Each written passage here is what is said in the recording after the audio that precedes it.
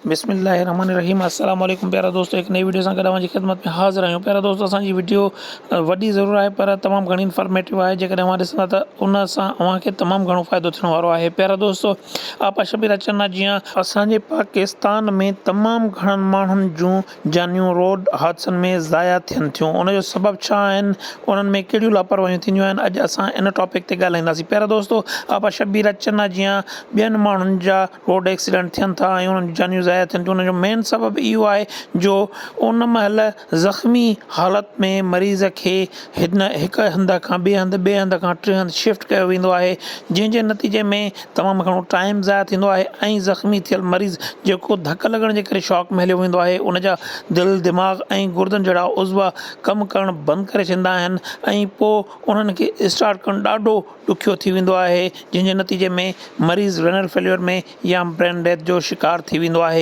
आपा शबीर चन्ना जे केस में पिणु मिसमैनेजमेंट जो अहम किरदारु रहियो। आपा शबीर चन्ना जो एक्सीडेंट काज़ी अहमद भरिसां थिए थो। आपा शबीर चन्ना खे पहिरियां काज़ी अहमद हॉस्पिटल आंदो थो वञे, जिते मैनेज करण खां अलावा आपा शबीर चन्ना खे सिविल हॉस्पिटल नवाबशाह शिफ्ट कयो थो वञे, जिते आपा शबीर चन्ना जी कंडीशन ॾिसंदे डॉक्टर उनखे मैनेज करण खां लवाइनि था ऐं मैनेज करण बजाए आपा शबीर चन्ना जे वारिसनि खे शिफ्ट करण जूं सलाहूं ॾियनि था ऐं उन में कामयाबु थी वञनि था। आपा शबीर चन्ना खे हिकु भेरो ॿीहर नवाबशाह खां कराची शिफ्ट कयो वञे थो।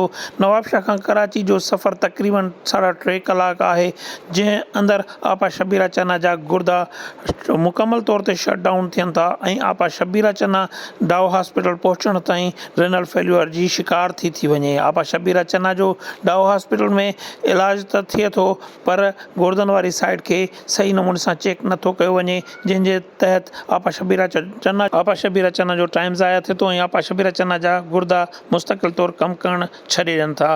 दोस्तों, ॿाहिरीं दुनिया में थींदो ईअं आहे, जिते कंहिं एक्सीडेंट में को मरीज़ ज़ख़्मी थींदो आहे त उनखे उन जाइ ते मैनेज कयो वेंदो आहे। मैनेज करण खां पोइ उनखे कंहिं हॉस्पिटल ॾांहुं शिफ्ट कयो वेंदो आहे त जीअं उहो मरीज़ वेल मेंटेन थी हॉस्पिटल पहुचंदो त हॉस्पिटल जे इदारे खे पिणु उन मरीज़ खे टेक ओवर करण में कुझु मुश्किलातूं न थींदियूं। हॉस्पिटल जो इदारो उहो मरीज़ मैनेज हुअण जे करे सिर्फ़ु उन जॻह ते कमु कंदो जिते मरीज़ खे धक लॻल हूंदा, अदरवाइज़ मरीज़ खे ॿी कंहिं बि तकलीफ़ थियण जा ख़दशा न हूंदा आहिनि। पर पाकिस्तान में ईअं न थींदो आहे। पाकिस्तान में जॾहिं मरीज़ जो एक्सीडेंट थींदो आहे त उनखे हिकु हंधि खां ॿिए हंधि खां टे हंधि शिफ्ट कंदे कंदे मरीज़ जा मेन उज़वा दिमाग़ दिलि ऐं गुर्दा जेके मुकमल तौर ते शॉक में वञण जे करे शट डाउन थींदा आहिनि, उहे वरी स्टार्ट न थियण जे करे मरीज़नि जी डेथ थी। आपा शबीर चन्ना जे केस में पिणु अहिड़ो ई अमल थियो, जंहिंजे करे आपा शबीर चन्ना रेनल फेल्यूर जो शिकार थी। पहिरियों दोस्तों, हीअ असांजी अॼु जी वीडियो